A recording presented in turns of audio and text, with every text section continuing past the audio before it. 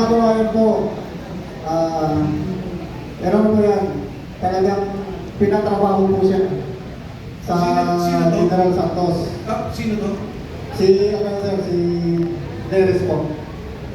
Deres. Geraldine Deres po. At yan po ang marami din alam po. Pinatrabaho po yan. Kaya pinuntahan po yan mismo ni Colonel Dominguez doon sa kanilang bayan po sa General Santos. At pinipilit po na kunin po yung mga litrato o may yung cellphone niya po para ibigay po kay General Nicolas Torre. Klaro ko lang ha, ito ay isang sundalo, general. Yes po. Kinukuha sa kanya yung mga ebidensya. Opo sir. Nasaan na siya ngayon?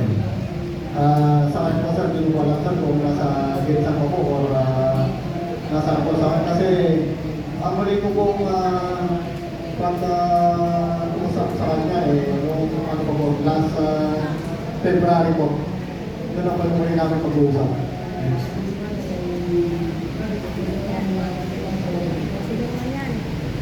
Sabihin mo kung ano yung building. Ano yung...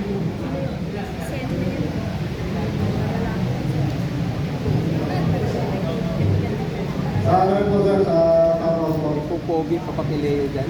Yan yung naman. Maganda na lalaki. Yung Bakla. bahay po na Maganda na lalaki. Unit 8 and 9, Polo Club Townhouse sa Forbes Park. Makikita po ninyo, pag may lumalabas po dyan sa units na yan, nakikita ng mga dating sundalo dahil malapit lang.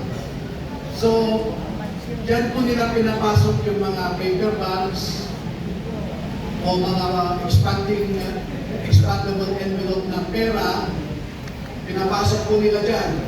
Tapos paglabas po ng mga kausap nila, ay nakikita nila yung mga pangbabatas, hawak na nila yung dala-dala nilang paper bag or expandable envelope. Kaya malapit lang po, 3 to 5 meters, nakikita nila yung mga pangbabatas. At dyan nila nakita ang katulad nila Delima, etc. No? So malapit lang talaga. Next. Sino ang ano? Okay. Hello sir, ako si Ray Bayigan sir.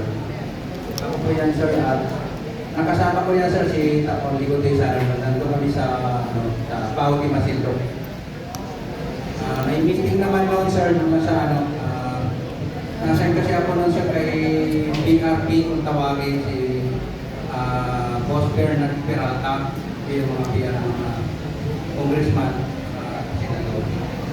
Yan po yung nakasama ko noon sa sir, si Tapon Ligote. Okay. So ito yung patunay na kasama niyo si Orly Lodesa. Okay. Tama. Ito yung litrato. Yes sir. Share po ko kasi yan sir eh. Yan po ano yan sir. Next.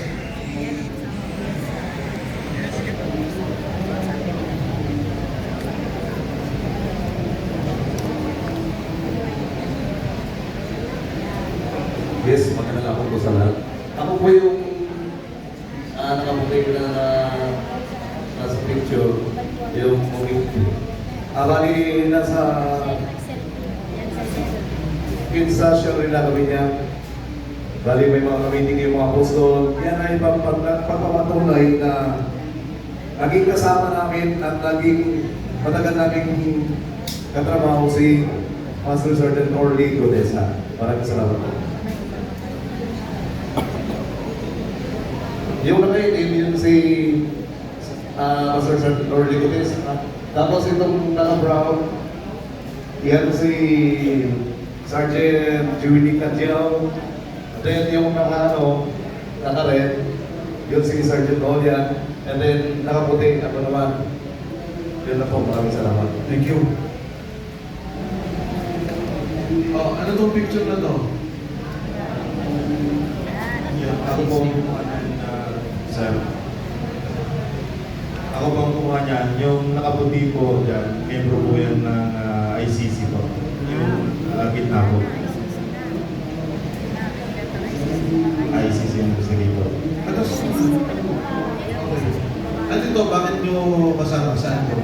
Yan yung unang dating nila sir, December 2023. Nag-ikot-ikot sila sa mga ate sir.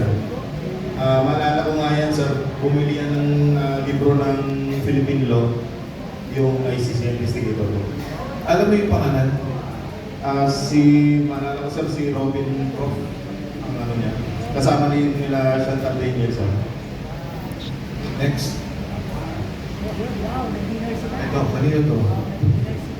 Ito sir yung accommodation nila sa baba ng mga ICC investigator sa St. Alliance Makati po yan. Meron pong kapihan dyan sa baba ng St. Alliance Makati. Nung tatlo ganun. Basta dyan po lang sila tumatambay sa Mga taga-ICC pala, no? Kala nila. Kaya yung tatlo. Yan yung tatlo sir na babae, ICC investigator po yan. Yung nasa gitna po, yung umiinom, si Chantal Daniels. Maalala mo kung anong year to? 2023 po, December din. Next. Ayan po si Chantal Daniels po. Sinusundan po kasi namin siya noon eh. Advice din po ni Mark Tiksay na kahit ayaw nila, sundan po pa rin namin. Naglalakad-lakad sila sa Makati po. Kaya na, as proof po na nag-ano kami ng duty namin, ginagampanan namin, sinisekreto ko kumuha ng picture. Tapos sinesend po sa group chat namin. May kasama ka dito kung kasama mo sa security? Yes sir, si Master Sergeant Romel Calapon, si Sarge Laruto, kasama ko naman. At saka si Sarge Tumbo. Next. Yan naman po, meron po kasing marketplace doon sa malapit po sa Senadines. Pumunta po sila doon. Then nakuha ko rin po ng picture. Yung dalawang lalaki po, kasama rin po yan nila Chantal Daniels. Sarge, ilan sila nung nandito? Kasi may babae, may lalaki kang tinuro kanina eh. Maalala ko sir, nasa mga 7 sila, 8 sir, na investigator po na doon. Magmula airport sundo hanggang sa pag-alalay, kayo kasama. Yes sir, araw-araw po yan. Kotse, inyo. Yes sir, kotse po ni Santo. Kung may balik niyo po kanina doon sir, may ginamit po kaming dalawang, sige pa po, pabalik niya. Ayan, po. JMC. Yan po ang ginamit namin pagsundo. Ito po yung Escalade na puti, bago pa po yan noon. At saka itong GMC na black po, bago rin po yan.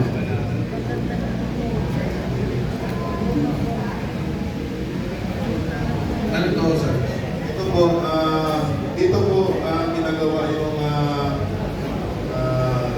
pag-iintiga po ng ICC. Sa Maidas po ito, presidential suite po. Diyan po nila ini-interview sir, yung mga witness na pinapadala po ni Senator Trillanes at sila po nag-iimbestiga po. Mga ilang witnesses ang nakita nyo dyan? Marami po yan sir, year ano sir eh. Okay, pwede magsalita. Ano rin naman yun? Year ano na to sir, 2024, pangalawang balik na ito ng ICC. Ito na po yung sunod-sunod araw-araw po yung investigation po nila. May kasama ko po ito magpapatunay ko, si Sarge Laruto po, si Sarge Tube, si Takdala po, si Sarge Valderano po. Sige, sir. Sir, actually, kaming mga investigator, papalit-palit yan sa every, sir, tapos ng trabaho nila, iba naman ang investigator pa. Kakatuwing, yung una, December, ito 2024 na to. PDO, lahat po, masama PDO. Sobrang sa mga bangko yan, minsan, from bangko dinatala sa opisina ng Southwest Incorporated. Diyan sa may Tech-Time building.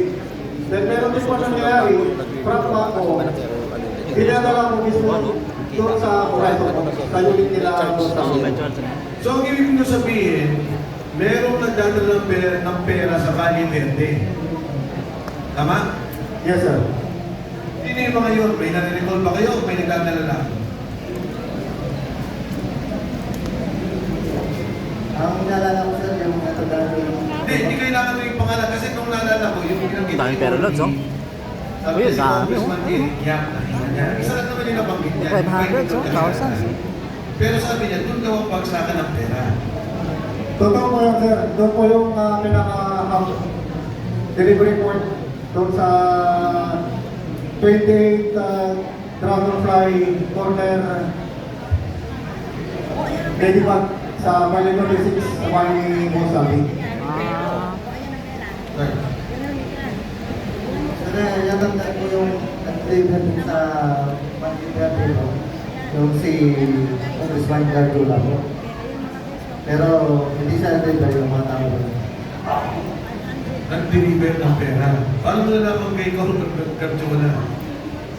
Kasi po, dati ako nakatrabaho doon. Nakiala ko yung private. Tapos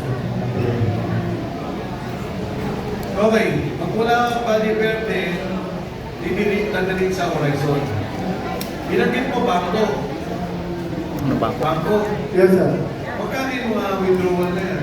Minsan, sir, nag-withdraw kami ng mayroon minsan 2 maleta, 4 na maleta, 5 maleta, ganun po, sir. Kita yung manager ng bangko. Then, from there, from Horizon, deliver sa mga lugar. Tama? Yes, sir. Doon sa mga Horizon mula sa bayan ni Sandy ko, kanino yung pinakamalaking delivery? Kay, sir, dating speaker, siguro, sir, sa 90% sa mga delivery, sa kanya po yun. So sir, sir, na-experience ko din dito sa nag-pick up kami ng Eh, mas malaki kay Marcos, bro. ng pera sa Land Bank, Ano nga sila? Pasig, Oh, gano'n, no? Pasig City. Baka dumaan lang. Nag-pick up po kami dyan ng 25 malita puro large. Nag-antay pa nga kami ng dyan, higit 2 oras. Inantay namin yung 2 armored car. Noong Marso 28, 2025, ang kasama ko noon, si Joshua Cano, yung AD ni Boss, tapos si Bernard Toby, saka si Master Lupihan. Sinabi ko pa nga sa kanila na baka mag-flat tayo kasi parang bibigay na yung gulong. At 25 malita pinagkasya namin sa van na hawak ko. Ang plate number nun, NHN 8729. Dinala namin sa bahay ni Boss sa Valle Verde. Yun na po. Singit lang po ako dahil bigla kong naalala nung binabanggit na yung mga plate number ng sasakyan na ginagamit nila.